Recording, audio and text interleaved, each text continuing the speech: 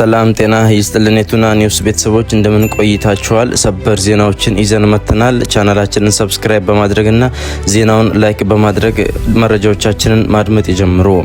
ዋሽንግተንና ቴህራን ታሪካዊ የተባለውን የሰላም ስምምነት ለመፈራረም መቃረባቸው ተሰማ።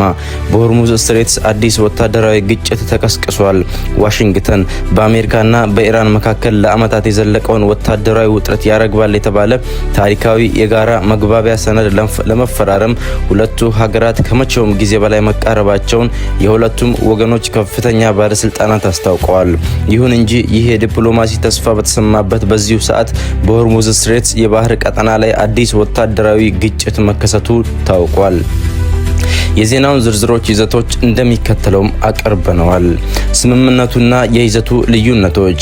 የኢራን የውጭ ጉዳይ ሚኒስተር አባስ አራግቺ በሰጡት መግለጫ ዋሽንግተንና ቴህራን ለቅድመ ስምምነት ከመቼውም ጊዜ በላይ መቃረባቸውን አረጋግጠዋል። የአሜሪካው ፕሬዝዳንት ዶናልድ ትራምፕ ይህንን መረጃ በይፋዊ የማህበራዊ ገጻቸው ወይም ትሩዝ ሶሻል ላይ በማጋራት ስምምነቱ በጥቂት ቀናት ውስጥ ሊፈረም እንደሚችል ፍንጭ ሰጥተዋል። ነገር ግን ዲፕሎማቶች አሁንም በዋና የይዘቶች ጉዳይ ላይ ጥልቅ ልዩነት እንዳላቸው ከውስጥ አዋቂዎች የተገኙ መረጃዎች ያመለክታሉ። የኒውክሌር መርሃ ግብር። አሜሪካ ስምምነቱ የኢራንን የኒውክሌር መርሃ ግብር ሙሉ ለሙሉ ማፍረሱን ማካተት አለበት ስትል ኢራን በበኩሏ ያመረተችውን የበለጸገ ዩራኒየም ወደ ማይጎዳ ደረጃ ማቅለጥ ዳውን ብሌንዲንግ ብቻ ነው የምፈልገው በማለት እየተከራከረች ትገኛለች። የማዕቀብና የገንዘብ ጥያቄዋ።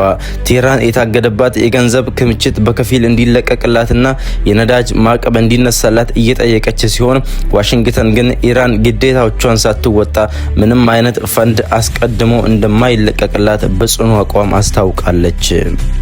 ይህ በእንዲህ እንዳለ የሰላም ስምምነቱ መቃረቡ በተነገረ ጥቂት ሰዓታት ውስጥ በሆርሙዝ የባህር መስመር ላይ አዲስ ወታደራዊ ግጭት ተከስቷል። የአሜሪካ ማዕከላዊ እዝ ሴንትኮም ባወጣው አስቸኳይ መግለጫ የኢራን ወታደራዊ ኃይሎች በሆርሙዝ ባህር ወሽመጥ ላይ በሚንቀሳቀሱ የንግድ መርከቦች ላይ የተሰነዘሩትን በርካታ አጥፊ ድሮኖች ዋን ዌይ አታክ ድሮንስ ሙሉ በሙሉ መጥቶ መጣሉን አስታውቋል። ኢራን ቀደም ሲል የሆርሙዝ የባህር ወሽመጥ መዘጋቱን ብታውጅም አሜሪካ ግን የዓለም አቀፍ የንግድ መስመሩ እንዳይስተጓጎልና መርከቦቹ በነጻነት እንዲንቀሳቀሱ ወታደራዊ ጥበቃዋን አጠናክራ እንደምትቀጥልም አስታውቃለች። ይህ የሁለቱ ሀገራት የሰላም ተስፋ በዓለም አቀፍ ገበያ ላይ ፈጣን ተጽዕኖ ማሳየት ጀምሯል። የነዳጅ ዋጋ ብሬንት ክሩድ በከፍተኛ ሁኔታ የ3% ቅናሽ ያሳየ ሲሆን የዓለም አክሲዮን ገበያዎችም መነቃቃት አሳይተዋል። ስምምነቱ ሰነድ በሚቀጥሉት ቀናት በስዊዘርላንድ አስተናጋጅነት ወይም በሩቅ ኦንላይን ሊፈረም እንደሚችል በሰፊው እየተጠበቀ ይገኛል።